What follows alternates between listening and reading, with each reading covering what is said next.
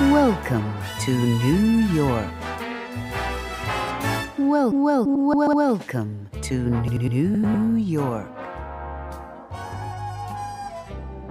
Welcome to New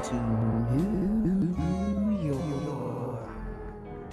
Welcome to New York.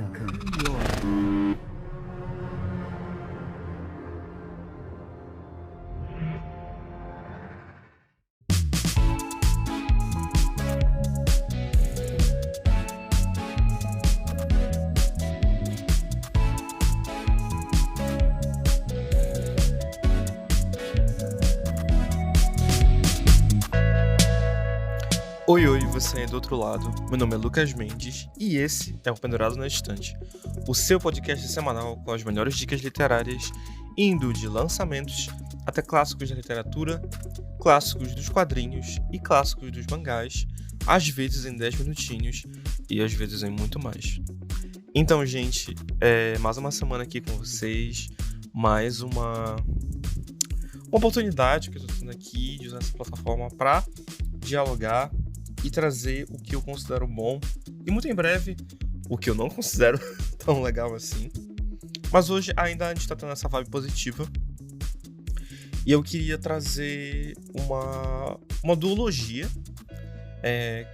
Eu já falei do primeiro livro dessa saga aqui, dessa autora inclusive, mas eu queria fazer uma coisa diferente. Eu achei que seria interessante se eu falasse dele de novo, dessa vez com um pouquinho mais de detalhes, um pouquinho mais do que eu achei, por causa que eu reli esse livro, e sobre a continuação dele, que saiu no final do ano passado aqui no Brasil. Eu estou falando da duologia Grandes Cidades, que é composta pelo livro Nós Somos a Cidade e Nós Fazemos o Mundo, escritos pela N.K. Jemisin. E, bom, o que raios é isso? See, what had happened was I sing the city. Fucking city. I stand on the rooftop of a building I don't live in and spread my arms, tighten my middle, and yell nonsense ululations at the construction site that blocks my view. I'm really singing to the cityscape beyond. This city'll figure it out. Bom, esses livros, o primeiro livro foi publicado em 2019, 2020, e o segundo livro foi publicado em 2022. E eu acho que eles são uma duologia muito interessante, tanto pelos bastidores da publicação deles, basicamente o contexto em que eles foram publicados, e também pelo conteúdo. Eles são uma duologia de fantasia urbana e tratam de uma mitologia muito específica, que é nesse universo, mais de um universo, mas a gente vai chegar nessa parte. Nesse universo é basicamente quando todas as cidades têm alma, e quando as cidades têm alma, elas podem nascer e se tornarem sencientes. E os avatares dessas cidades, através da magia ancestral que vem com o nascimento de uma cidade, eles passam a ser os guardiões, eles passam a ser as entidades que estão ali representando as cidades e estão sendo essa ponte entre o mundo material e o mundo que existe, entre o que a nossa matéria e o que existe além. E bom, toda cidade tem alma, mas toda cidade também tem um lado obscuro. Aqui no caso do primeiro livro, Nós Somos a Cidade, tem esse mal antigo que está espreitando a Terra e está esperando pelo momento certo para atacar.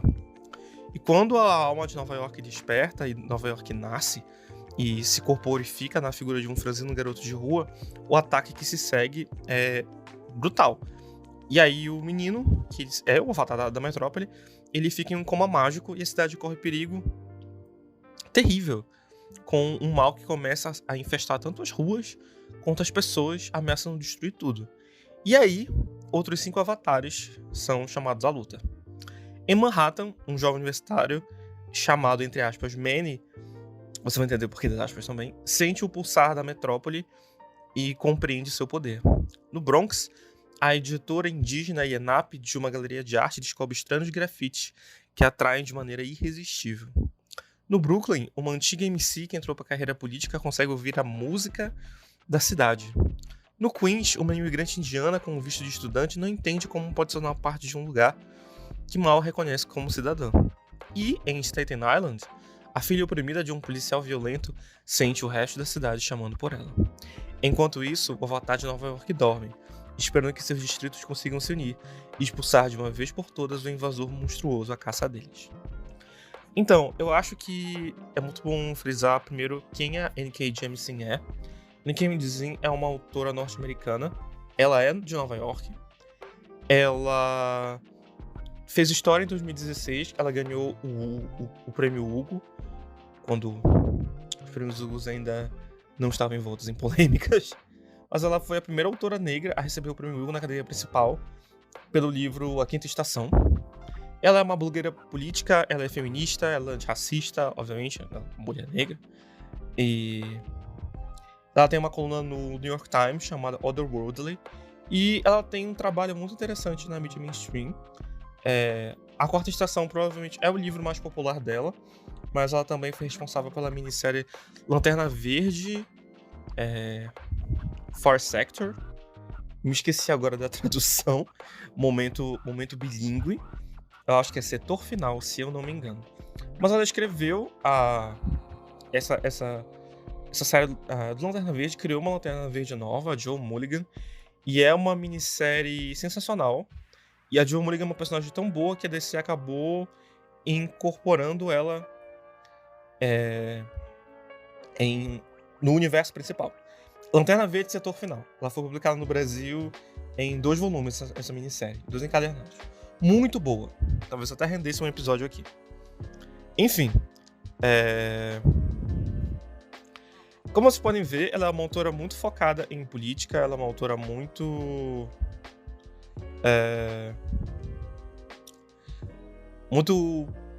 Ela é muito fã de cultura pop também. Então eu sinto que essa duologia representa muito bem ela como artista, como escritora. E também os temas que ela quer trazer. O primeiro livro, ele claramente foi escrito em um universo pós-pandemia, antes da pandemia, sabe? Você consegue sentir que esse foi um livro que foi escrito pensando no mundo como ele era, vamos ser sinceros. Eu acho que é importante a gente frisar o quanto tudo mudou. E eu acho isso muito forte, porque ele tem um certo tom de positividade que eu acho que combina muito com o meu estado de espírito do que eu estava buscando principalmente. Todo o lado onde ela mostra essa ameaça, que é muito inspirada na obra do Lovecraft, que, caso você não saiba, era um racista de merda. O jeito como ela transforma isso e ela une essa parte sobrenatural da história junto com a temática de racismo, de opressão policial, de violência urbana, de gentrificação e de vontade de pertencer a algum lugar, de você não ter essa certeza. Mesmo quando você, por exemplo, é alguém que acabou de chegar ou é alguém que vive ali a vida toda, mas às vezes parece que a cidade está lutando contra você. Eu acho isso muito forte, principalmente por causa que somos que é o fato que esse livro tem 5 protagonistas, 6 na verdade, e considerando que já é muito difícil você trabalhar um protagonista que seja razoavelmente interessante, que tenha um desenvolvimento de personagem, que tenha uma história. Imagine 6. E eu acho que ela faz isso muito bem. Eu sinto que, às vezes, talvez, por exemplo, eu gosto muito do Manny, porque o Manny, ele tem toda uma trama onde, ao momento em que ele pisa na cidade, ele perde a memória, ele não sabe o que ele é, ele só adota o nome de Manny porque ele é o avatar do distrito de Manhattan. Tem a Brooklyn, que ela é sensacional, e ela é o avatar, adivinha só, do Brooklyn, e tem toda a questão de que ela usa o poder dela, ela manifesta o poder dela na magia. Eu gosto muito da Bronca.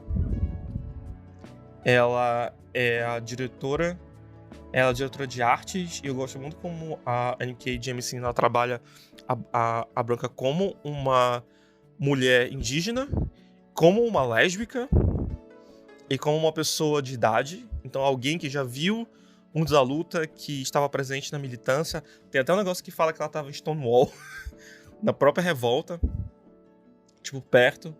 Então, eu gosto como tem todas essas perspectivas muito diferentes, mas que acabam funcionando de uma forma muito sensacional. Principalmente porque os personagens acabam se complementando muito. Eu gosto muito do avatar principal de Nova York, que é... No segundo livro, ele adapta o nome de Nick, mas aqui ele só aparece no prólogo e no último capítulo. E mesmo assim, ele é um personagem tão proeminente, porque você sente a sombra dele durante todo o primeiro livro, você sente a necessidade dos avatares de ir buscar onde ele está, de saber o que fazer com ele, de como eles podem ajudar, de como eles podem resgatar ele, de como eles vão impedir esse mal, que aqui no livro eles chamam de A Mulher de Branco, e dá pra entender por quê. Ela é literalmente uma Karen Lovecraftiana. Se isso já não é assustador o suficiente pra você pensar nisso, eu considero já assustador. E eu acho muito, muito foda. Não vou cortar mais palavras. Eu acho muito foda o jeito como a N.K. Jemisin ela usa isso pra criar todas as cenas de ação que elas envolvem basicamente a realidade se fragmentando de uma forma incomensurável, de uma forma assustadora. E ela faz isso de um jeito muito criativo. Tem toda uma questão em relação a como, na visão dos avatares, eles veem sobreposto à realidade uma outra camada, tipo uma outra Nova York e uma outra rua. E aí a batalha acontece nessa rua, só que é tão forte que sai e afeta a nossa realidade também. Então são umas sequências de ação extremamente criativas. Ela vai usando as relações interpessoais dos personagens. Por exemplo, tem a Ashley, sim, que é a menina de Staten Island, e que ela está muito perdida na vida, e ela acaba servindo como uma vítima da mulher de branco, daquela influência dela do julgamento, de trazer. E eu sinto que isso foi uma forma muito boa dela humanizar a personagem, que ela poderia ser só uma menina branca chata, e talvez pedante, mas não, ela vê ela como uma pessoa, ela vê ela como alguém que realmente importa naquele lugar. E a visão dela de vida não deveria ser o motivo das pessoas menosprezarem ela. Isso eu achei também muito interessante. É muito bom você ver que a autora se preocupa em trazer nuances e nuances para a história, mesmo, obviamente, tendo um viés para a luta negra, para a luta LGBT. E sem esquecer de ser uma fantasia muito boa. Como eu falei, é uma das coisas... tem umas sequências aqui de perseguição, de ação, que eu nunca li. E que eu, ao imaginar, ficava pensando como isso daria um trabalho absurdo. Mas renderia, quem sabe, uma série de TV, uma coisa assim que soubesse explorar esse conceito todo amalucado das cidades com vida, especialmente no segundo livro, quando você... Esse livro tem ainda outras cidades, por exemplo, tem uma participação muito especial de São Paulo, que é um publicitário gay, debochado, fumante de meia-idade, que odeia todo mundo, o que eu acho uma representação sensacional de São Paulo, ponto. E tem Hong Kong também, que é uma pessoa muito mais séria, e na minha cabeça... Se você já assistiu algum filme do John Woo ou do Johnny To, você imaginou o Chow Yun-fat. Na minha cabeça, Hong Kong era o Chow Yun-fat. E é isso. E é sobre.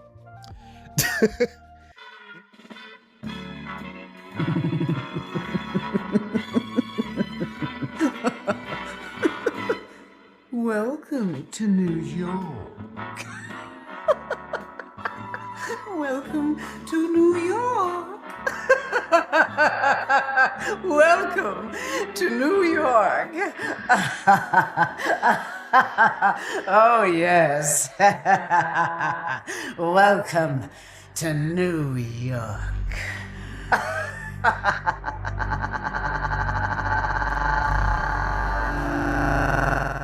Então, após tem essa grande batalha. Como eu falei, é um livro muito esperançoso. É um livro que é muito pra cima. Ele termina com um gancho sobre a derrota temporária da Mulher de Branco. E quando você descobre que, na verdade, essa manifestação física e sobrenatural, do preconceito, do racismo, do ódio e dessa coisa de buscar o masculinismo, o resgate do homem hétero tradicional, que na verdade é uma outra cidade, uma cidade morta, que é R'lyeh, uma cidade literalmente que é uma entidade que consome outras cidades, é a cidade que mata cidades. Nós temos o segundo livro, que é Nós Fazemos o Mundo. Nós Fazemos o Mundo é o segundo e o livro final. Não era para ser o livro final, mas acabou sendo. Isso serve tanto para o bem quanto para o mal desse livro. Ele começa 3 meses depois que Nova York ganhou vida e os avatares conseguiram impedir que a mulher de branco destruísse tudo.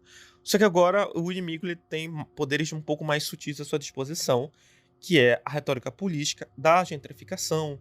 Tem todo um negócio no primeiro livro onde o governo usou uma empresa privada junto com a prefeitura de Nova York para poder tirar da Brooklyn 2 prédios que são da família dela.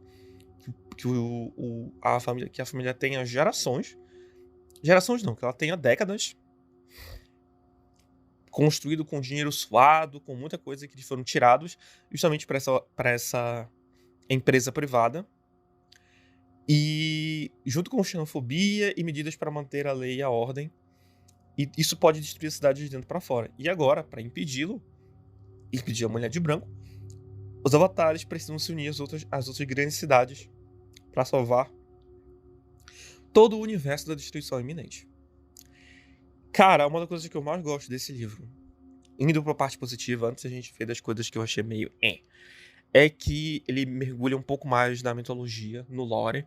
Ele apresenta outras cidades aqui, especialmente ele apresenta Istambul, que eu acho muito sensacional, principalmente porque ele explora a relação de Istambul com gatos. Eu amo gatos, então é uma delícia essa parte. Londres, que tem toda uma questão sobre ela ter consumido os próprios os avatares dela e ficado sozinha, e isso deixou ela louca por um certo período de tempo. O que se tratando da Inglaterra me parece muito apropriado, pois Inglaterra. São Paulo volta aqui pro livro mais uma vez. Ele também traz um pouco da relação das cidades europeias. Mas o foco continua sendo Nova York, o foco continua sendo os avatares, reunidos junto com o Nick, o avatar principal. Tem toda uma narrativa do Nick, que no primeiro livro o Manny se apaixonou por ele, mas eles não sabiam o que eles queriam fazer, não sabia se ia rolar ou se não ia. Enfim, esse segundo livro, ele é bem mais rápido do que o primeiro, porque ele tecnicamente é 2 livros em um. Era pra ser uma trilogia, era pra gente ter, digamos assim, um arco mais, e você consegue ver que era pra ser uma trilogia, porque tem parte desse livro que são muito aceleradas, especialmente toda a parte do backstory do Manny, toda a parte da mitologia das cidades. Tem todo um arco da Bronca, que ela tá tentando namorar de novo, e você tem toda essa questão de uma mulher de meia-idade, lésbica, voltando a se abrir para os relacionamentos e voltando a ter relacionamentos. Tem a parte de Staten Island estar dominada pela mulher de branco, e as pessoas basicamente estão virando essa massa homogeneizada. E aí tem esse senador que tá basicamente fazendo faça Nova York grande de novo, e criando toda essa situação onde as pessoas estão ficando mais malucas, e até a própria entidade fala que ela nem precisa usar magia para se alimentar do ódio dele, ele já tem um ódio suficiente.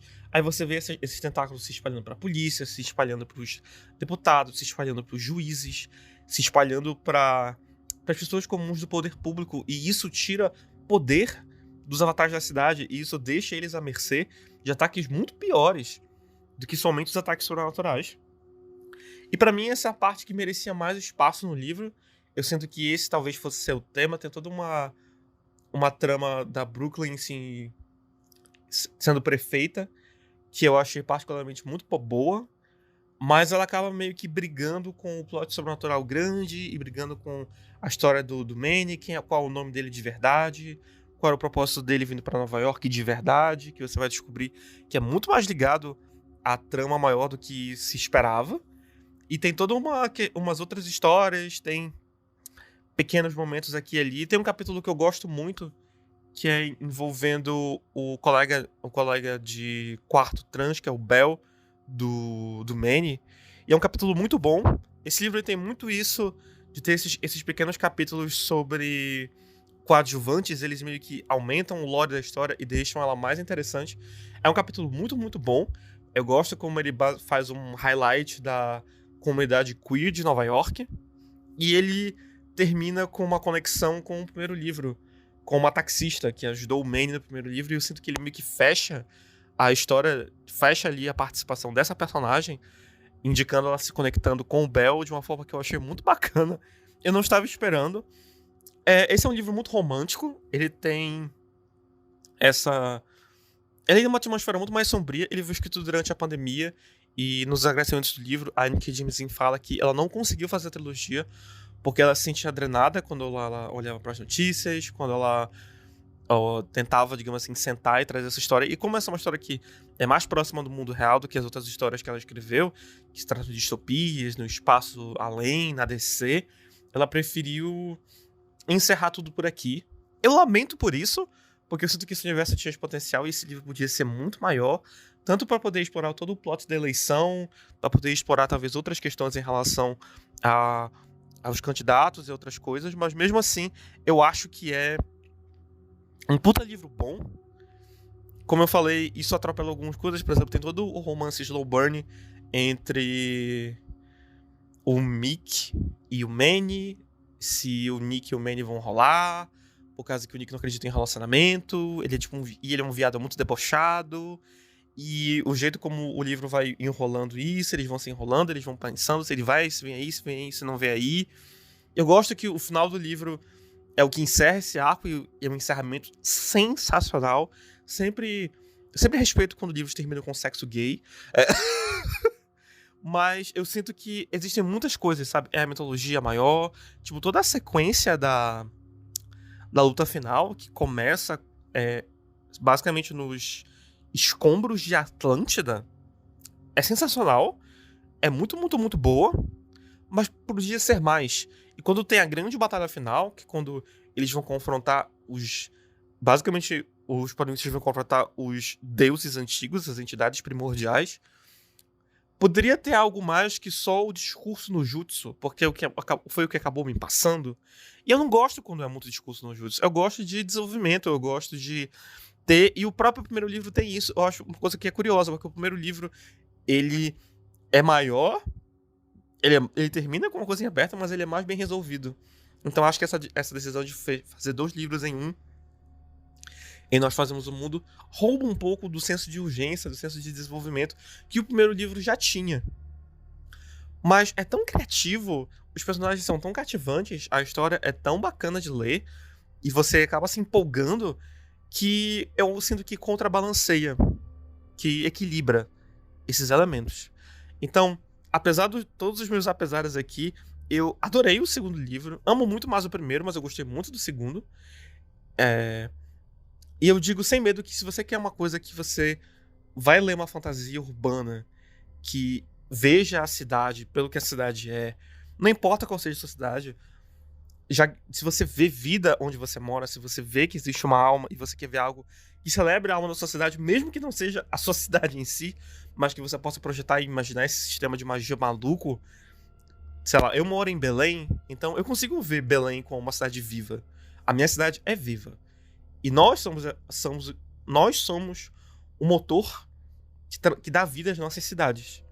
Então, se você quiser uma história em que traga isso, que fale de uma forma como você nunca leu, sobre identidade, sobre resistência, sobre magia, sobre a força dos mitos de verdade, não brochas que já foram presidentes do Brasil. Por favor, leiam Nós Somos a Cidade, leiam Nós Fazemos o Mundo. Então, gente, esse foi o episódio dessa semana. Mais uma vez, muito obrigado para todo mundo que me ouve, muito obrigado a todo mundo que me apoia. Tem sido maravilhoso estar aqui com vocês, estar trazendo essas coisas para vocês. Toda semana que eu tenho resposta, que eu vejo pessoas falando respondendo a pergunta do Spotify e as enquetes dentro do Spotify, comentando nos posts, repostando, os meus amigos. Você que não é meu amigo, mas você gosta também do meu conteúdo, muito obrigado. E é por causa de vocês que eu estou aqui. Meu nome é Lucas Mendes, esse foi o Poderado da Estante dessa semana, e a gente se vê semana que vem.